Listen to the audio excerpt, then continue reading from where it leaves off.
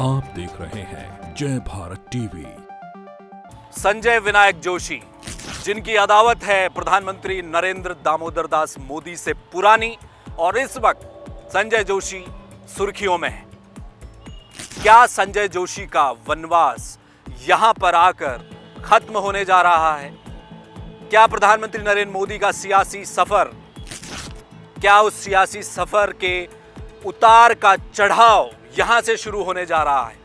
आज की चर्चा इसी मुद्दे पर।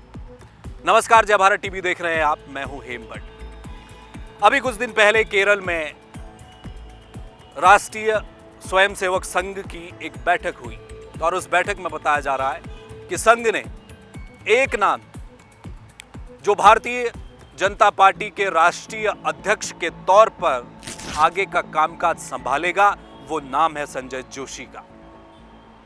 कौन है संजय जोशी? अभी तक उनका वनवास चल रहा था, क्यों चल रहा था? क्या वो वनवास यहां पर आकर अब खत्म होने वाला है? अगर संजय जोशी भारतीय जनता पार्टी के राष्ट्रीय अध्यक्ष बनते हैं तो क्या ये इशारा है, क्या ये वक्त है कि प्रधानमंत्री नरेंद्र मोदी का सियासी सफर अब उतार की तरफ चढ़ाव करने लगेगा? इसको लेकर चर्चाएं हो रही हैं, इस पर आज हम चर्चा करेंगे। उससे पहले आप जानिए कि संजय जोशी हैं कौन। महाराष्ट्र के नागपुर में 6 अप्रैल 1962 को जन्मे संजय विनायक जोशी की उम्र इस वक्त 62 साल है। संजय जोशी नागपुर में इंजीनियर और लेक्चरर रहे। यहां से इस्तीफा देकर वो आरएसएस में पूर्णकालिक प्रचारक बन गए। संघ ने उन्हें 1988 में गुजरात में बीजेपी में शामिल होने के लिए भेजा। तब गुजरात में पार्टी की स्थिति अच्छी नहीं थी।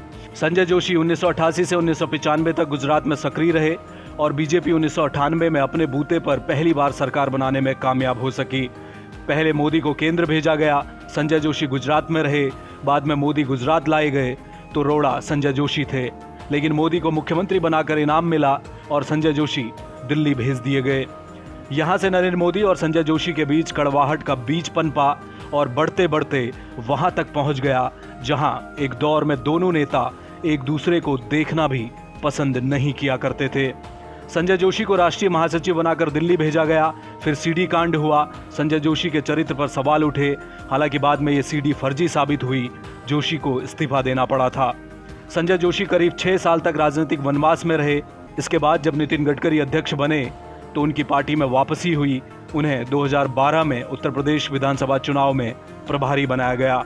लेकिन 2014 में नरेंद्र मोदी के प्रधानमंत्री बनते ही संजय जोशी एक तरह से अज्ञातवास में चले गए। तो जो खबरें निकल कर आ रही हैं उससे साफ हो गया है कि संघ ने ये बात बीजेपी के नेताओं को बता दी है, प्रधानमंत्री नरेंद्र मोदी को बता दी है, अमित शाह को बता दी है, जेपी नड्डा को कह दिया गया है कि एक नाम संजय जोशी है हमारी झोली में और वही अब बीजेपी के राष्ट्रीय अध्यक्ष के पद पर बैठेगा। अगर इन खबरों की माने, इन चर्चाओं पर अगर हम गौर करें तो ऐसा लगता है कि संघ ने ठान लिया है।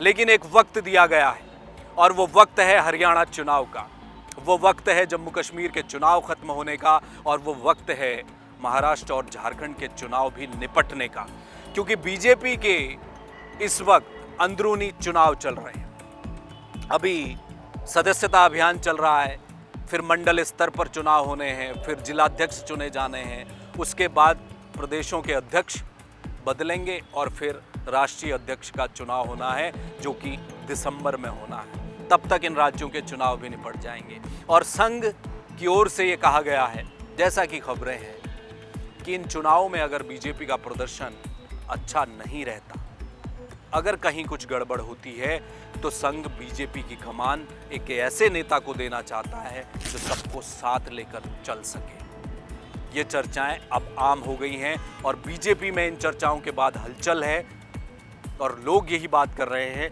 कि क्या अब वक्त आ गया है संजय जोशी का, क्योंकि प्रधानमंत्री नरेंद्र मोदी के साथ उनकी लड़ाई पुरानी है। और वैसे तो 14 साल के वनवास का जिक्र किया जाता है प्रभु श्री राम के, लेकिन बीजेपी में इस वक्त चर्चा चल रही है कि संजय जोशी ने 14 साल से ज़्यादा समय का वनवास झेला है, क्योंकि सीडी कांड के बाद जब उन्होंने पद छोड़ा उसके बाद उनकी वापसी में भी एक वक्त लगा। एक वो वक्त था और एक दशक का ये वक्त है जब से प्रधानमंत्री नरेंद्र मोदी प्रधानमंत्री बने। और उसके बाद तो संजय जोशी के लिए न केवल बीजेपी के बल्कि केवल एक कहें तो संघ का दरवाजा खुला था, बाकी सारे दरवाजे बंद कर दिए गए। तो वो संजय जोशी क्या अब वापसी करने जा रहे हैं, इस पर चर्चा हो रही है। अब एक दिलचस्प पहलू है, संजय जोशी का नाम जैसे ही चर्चाओं में आया, जैसे ही ये खबर बीजेपी के कार्यकर्ताओं को मिलने लगी, तो उनके बीच चर्चाएं शुरू होने लगी। और आप हमेशा एक बात को आप कभी जानने की कोशिश करिएगा, बीजेपी के किसी खांटी कार्यकर्ता से, पुराने कार्यकर्ता से, अटल आडवाणी दौर के कार्यकर्ता नेता से आप संजय जोशी का नाम लेकर पूछिएगा तो उसकी आंखों में आपको चमक दिखाई देगी। इसका कारण क्या है ये मैं आपको अभी जरा सी देर में बताऊंगा। लेकिन बीजेपी का कार्यकर्ता, उसकी आंखें चमक जाती हैं संजय जोशी के नाम से। लेकिन संजय जोशी का नाम लेना मुश्किल है भाजपा के भीतर, और पिछले 10 सालों में तो एक तरह से संजय जोशी के नाम पर ही बैन है। तो वो कार्यकर्ता संजय जोशी ने बीजेपी में रहते हुए, संघ में रहते हुए अभी भी उत्तर भारत के हर राज्य को खंगाल लिया है, हर राज्य में काम किया है। और अलग अलग राज्यों में, वो हिमाचल हो, उत्तराखंड हो, यूपी हो, मध्य प्रदेश हो, राजस्थान हो, तमाम इन राज्यों में संजय जोशी काम करते रहे हैं। उनके अपने समर्थक वहां मौजूद हैं। अगर संजय जोशी के समर्थकों को कोई इशारा मिला है संघ की ओर से, जिस चर्चा पर आज हम बात कर रहे हैं, क्या संजय जोशी अध्यक्ष होंगे, भाजपा के राष्ट्रीय अध्यक्ष, तो वो इशारा उनके समर्थकों को भी मिल चुका है। उसका भी एक उदाहरण, और उसका जीता जागता उदाहरण इस समय सोशल मीडिया में देखने को मिल रहा है। इस बीच अचानक सोशल मीडिया पर संजय जोशी के नाम और उनके समर्थन में एकाएक अलग अलग पेज, अलग अलग अकाउंट बनने शुरू हो गए हैं और उनकी एक तरह से बाढ़ आ गई है। और कुछ पुराने पेजेस भी हैं जहां पर संजय जोशी जब कभी भी इधर उधर उनका प्रवास होता था किसी कार्यक्रम के दौरान, उनके समर्थक उनका एक फोटो और उनकी बात को शेयर जरूर करते थे। लेकिन इस बीच बाढ़ आ गई है और मैसेजेस जो लिखे जा रहे हैं सोशल मीडिया में वो बड़े दिलचस्प हैं। वो अपने आप में एक कहानी बयान करते हैं कि कैसे समर्थकों को इस बात का पहले इशारा मिल चुका है क्या संजय जोशी वापसी करने जा रहे हैं बीजेपी में, और वो भी शीर्ष पद पर। तो जो मैसेजेस एक दो मैं पढ़ के आपको बताता हूँ। इन दिनों सोशल मीडिया में संजय जोशी को लेकर चल रहा है, जिंदगी की दौड़ में साहसी व्यक्ति को गिराकर भागने वाला उससे जीत का एक पल छीन सकता है, लेकिन उसके जीत का हौसला और साहस नहीं छीन सकता। किसने संजय जोशी को गिराया? इशारे देखिए आप। बेवजह लड़ना झगड़ना मेरी फितरत नहीं, पर मैदान छोड़कर भागना भी मेरी आदत नहीं। जीती ही लेंगे बाजी हम तुम, खेल अधूरा छूटे ना। एक मैसेज और है, you can fool all the people some of the time and some of the people all the time, but you can not fool all the people all the time. ये संजय जोशी के समर्थक हैं जो इस वक्त लिख रहे हैं, जिनमें अपने विश्वास के दम पर अकेले चलने का जिगर होता है।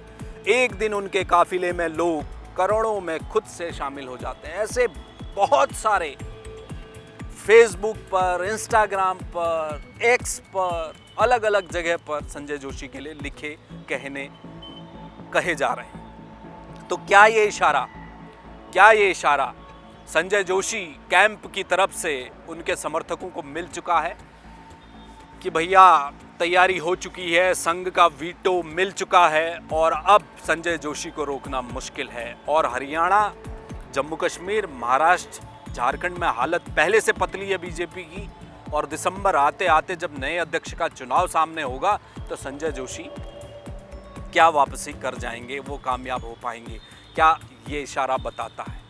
अब एक और दिलचस्प पहलू है, वो पहलू भी जानना बहुत जरूरी है। संजय जोशी का नाम सुर्खियों में है, प्रधानमंत्री नरेंद्र मोदी से उनकी पुरानी अदावत रही है। वो संगठन के बेहद सक्रिय और कुशल कार्यकर्ता माने जाते हैं संजय जोशी, इसमें कोई दो राय नहीं। बीजेपी के भीतर उनको चाहने वालों की एक बड़ी फौज है। जिस दिन वो अध्यक्ष बन जाएंगे उस दिन आप देखिएगा क्या कुछ कार्यकर्ता उनके लिए करते हैं। वो तो एक मजबूरी भी रहेगी, लेकिन अभी भी खुलकर कोई नहीं बोलता बीजेपी में, लेकिन संजय जोशी को चाहने वालों की संख्या बहुत है बीजेपी के अंदर। उसमें पुराने नए सारे नेता हैं संजय जोशी को लेकर। अब एक दिलचस्प पहलू ये है कि संजय जोशी को ही क्यों संघ लाना चाह रहा है आगे। जो शुरुआत में मैंने आपसे बात की कि प्रधानमंत्री नरेंद्र मोदी का जो सियासी सफर है, क्या उसके उतार का चढ़ाव का वक्त आ गया? उतार के चढ़ाव का वक्त आ गया है क्या वो नीचे की तरफ अब जा रहा है? अगर जा रहा है तो कौन होगा जो एक चेहरे के तौर पर आएगा? अगर नितिन गडकरी आने वाले समय में प्रधानमंत्री के चेहरे होंगे, आप देखिए ना, अगर नीतीश बाबू और चंद्रबाबू नायडू जिस दिन रूठ गए उस दिन तो सरकार गिर गई। अगर सरकार गिर गई तो 5 साल कैसे चलेगी? कौन चलाएगा? क्या अमित शाह मोदी के नाम पर कोई और दल एनडीए के साथ आ पाएगा? नहीं। अगर कोई और नाम होगा, नितिन गडकरी होगा। और इधर अगर संजय जोशी जैसा वो व्यक्ति जो संगठन में सबको लेकर साथ चलने की इमेज रखता है। प्रधानमंत्री नरेंद्र मोदी और संजय जोशी में एक लाइन का अंतर तो ये है कि प्रधानमंत्री नरेंद्र मोदी एक कुशल प्रशासक हो सकते हैं, कठोर प्रशासक की छवि रखते हैं। वो कभी विपक्ष में नहीं बैठे। जब से उन्होंने राजनीति शुरू की वो हमेशा सत्ता में, पावर में रहते हुए आए हैं। तो संजय जोशी संगठन में काम करते हुए आए हैं। दोनों की छवि अलग अलग है। एक संगठन के लोगों, भारतीय जनता पार्टी की विचारधारा को, सबको, विपक्षी दलों के लोगों को भी साथ लेकर चलने की कुव्वत रखता है, दूसरा नहीं रखता।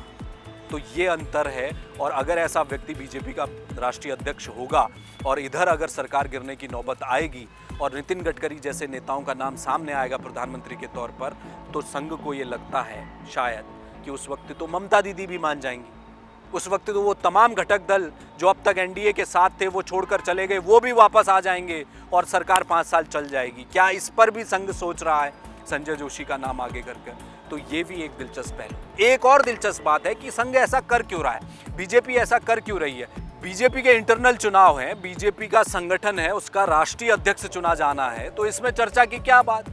जेपी नड्डा चुने गए ना, उससे पहले अमित शाह आए। लेकिन इस दौर में, अमित शाह मोदी के दौर में, जेपी नड्डा, ये कहा जाता है कि वो एक तरह से रबर स्टैम्प की तरह काम कर रहे हैं। ताकत अभी भी अमित शाह के हाथ में है। तो यहाँ पर ये जो चर्चा हो रही है, देखिए संघ का जो इतिहास रहा है, संघ ने अपने प्रचारक, अपने स्वयं सेवकों को जब बीजेपी में एंट्री कराई है तो उनकी एक ग्रैंड एंट्री हुई है।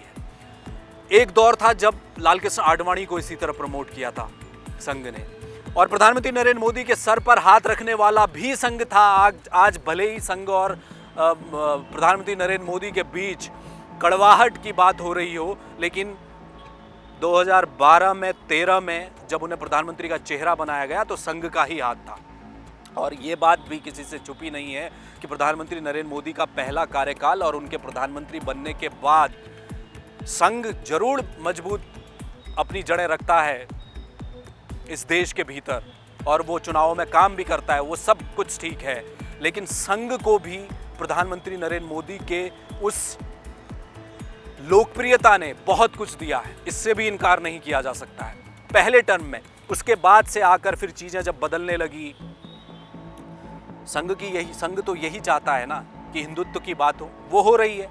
लेकिन दिक्कत वहां आ गई जब बात ज्यादा होने लगी, जब अति होने लगी चीजें, तब संघ को लगा कि नहीं, अब किसी और चेहरे को उभारने का वक्त आ गया है, और वो संजय जोशी होने जा रहे हैं। और ये चर्चाएं जितनी होंगी उतनी वो एंटी इनकम्बेंसी, वो जो कड़वाहट संघ के प्रति, भाजपा के प्रति जो पैदा होती जा रही है, वो खत्म करनी है तो किसी ऐसे व्यक्ति को उठाया जाएगा जो सबको साथ लेकर चलने की इमेज रखता हो, एक माहौल बनाया जाएगा और संजय जोशी की एंट्री होगी। ये कोशिश संघ कर रहा है।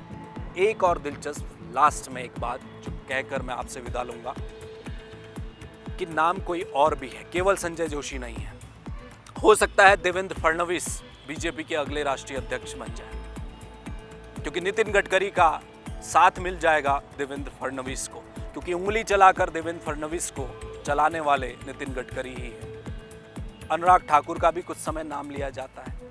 महिला राष्ट्रीय अध्यक्ष होगी पहली, इस पर भी स्मृति ईरानी का नाम लिया जाता है। और भी कई नाम हैं। महाराष्ट्र की राजनीति में 1-2 नाम और हैं जो राष्ट्रीय अध्यक्ष के तौर पर लिए जा रहे हैं। लेकिन सबसे ताकतवर और संघ के लिए सबसे मजबूत नाम संजय जोशी का माना जा रहा है। देखना यह है कि इन 4 राज्यों के विधानसभा उपचुनाव निपटने के बाद बीजेपी के जब अध्यक्ष के चुनाव का समय आएगा, किसके हाथ बाजी लगती है। और प्रधानमंत्री नरेंद्र मोदी और संजय जोशी की ये जो अदावत है वो ख़त्म होगी, एक के उभार से, एक के ढलान से, या फिर मामला ऐसे ही आगे चलता रहेगा। इस खबर में हमारे साथ जुड़ने के लिए आपका बहुत शुक्रिया। देश और दुनिया की तमाम छोटी बड़ी खबरों के लिए आप देखते रहिए जय भारत टीवी। मुझे दीजिए इजाज़त, नमस्कार।